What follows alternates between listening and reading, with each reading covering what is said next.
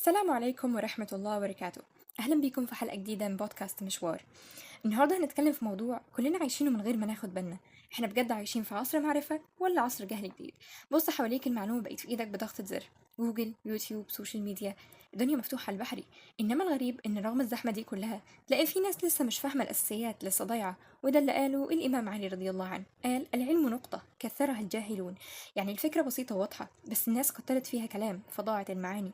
خليني برضو اسألك سؤال، هو احنا بنعرف اكتر ولا بنفهم اقل؟ انت ممكن تلاقي واحد حافظ 1000 معلومة بس مش قادر يربطهم ببعض، وواحد حافظ ايات واحاديث برضه مش قادر يعيش بيهم في حياته. وهنا مربط الفرس.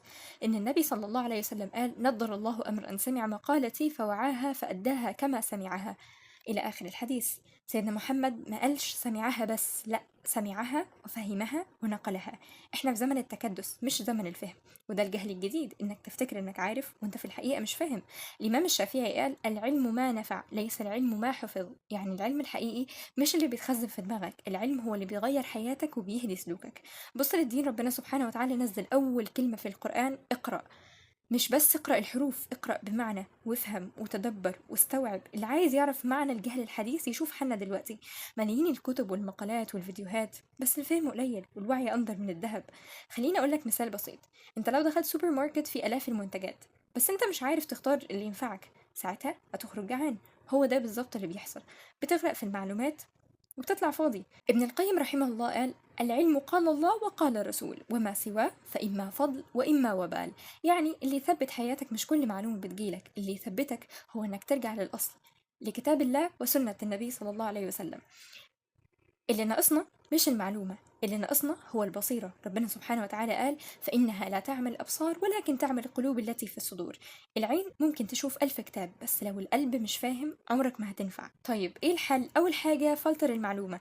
اسأل نفسك هي المعلومة دي هتنفعني ولا هتضيع وقتي؟ تاني حاجة ارجع للأصول، القرآن والسنة لأنهم الميزان. تالت حاجة طبق، ما تخليش العلم مجرد تخزين، خليه أسلوب حياة. رابع حاجة اسمع للعلماء، مش أي فيديو على التيك توك أو أي بوست على الفيسبوك. وأنا عايزة أسيبك بكلمة قالها الإمام مالك، قال العلم نور لا يعطاه عاصي. يعني الفهم مش بس مسألة دماغ، الفهم رزق من ربنا يرزقه للقلوب الصافية والنقية. في النهاية احنا مش ناقصنا معلومة، احنا ناقصنا فهم.